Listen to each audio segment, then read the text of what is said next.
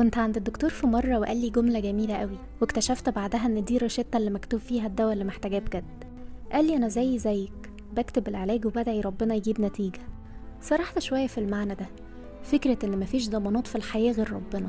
لا قال 7 سنين طب ولا ماجستير ودكتوراه ولا سنين طويلة وآلاف الحالات اللي شافها، ولا أي شيء في حد ذاته هو الضامن.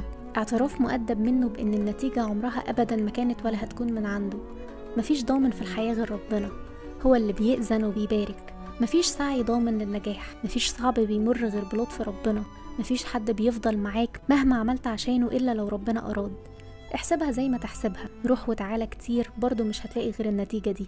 وبالمناسبة عمرك ما هتطمن غير بالنتيجة دي. أنا عن نفسي بسميها فطرة، شعور إن ربنا شايف وشاهد وهيعمل الصالح. هي دي أكتر حاجة بتطمنا. لكن أنا زيك بكتب العلاج وبدعي ربنا يجيب نتيجة.